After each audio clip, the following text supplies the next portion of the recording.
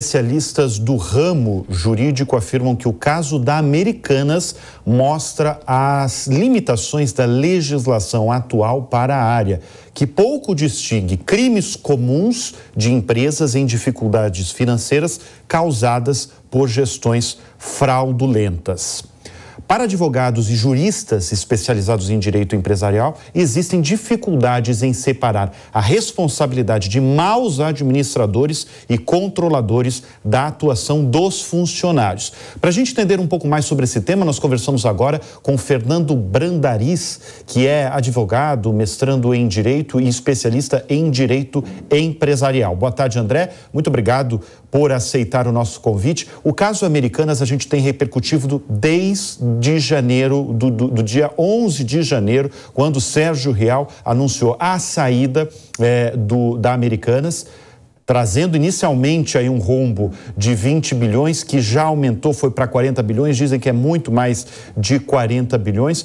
Mas é uma discussão que eu quero levantar agora para vocês, sobre a questão de legislação, porque agora os próprios credores, a gente não vê com muita frequência isso, né, de chamar grandes empresas e até grandes líderes, chamar o que as coisas são mesmo. Estamos falando de uma fraude corporativa. Eu queria que entrasse agora numa questão que você pode falar muito bem sobre a questão de legislação. Como proteger num caso, a legislação pode proteger num caso de um rombo ou uma fraude corporativa, como é o caso aí da Americanas. Olá, Bruno, boa tarde a todos. Alexandre também, prazer em conversar com vocês na Jovem Pan mais uma vez.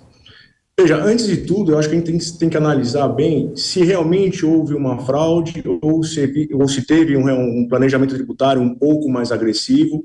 Eu acho que é muito superficial ainda as informações que são passadas pela imprensa, ser divulgadas por alguns colegas, para saber se realmente houve uma fraude ou, eventualmente, aí algum desvio de finalidade da própria empresa.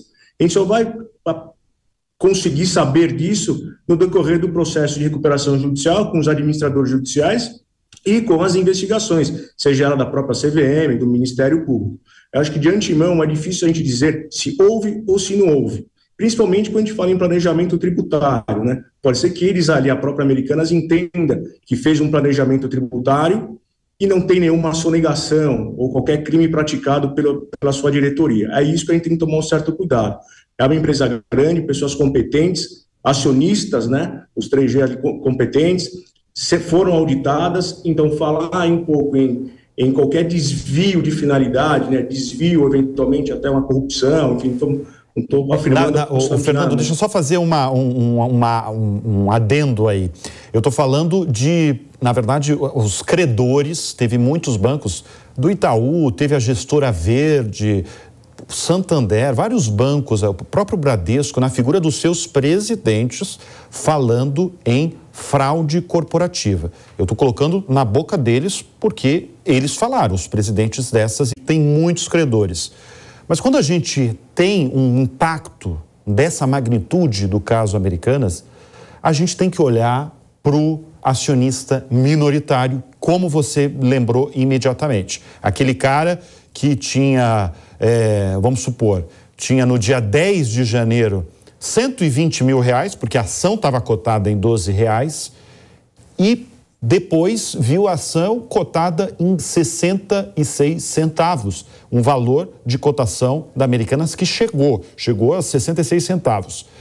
Como é que ele pode se proteger, esse sócio minoritário? Você falou rapidamente, mas assim, essa é uma pergunta que eu recebi mesmo, eu falando quase diariamente aqui no Jornal da Manhã sobre o caso Americanas, eu recebi várias solicitações de acionistas minoritários, gente que tinha um pouquinho de ação lá.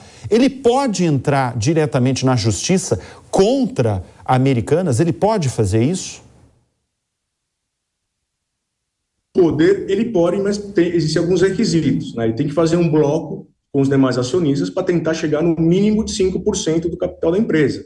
E também ter condições financeiras de abrir um processo de arbitragem, que são processos caros, não são processos baratos.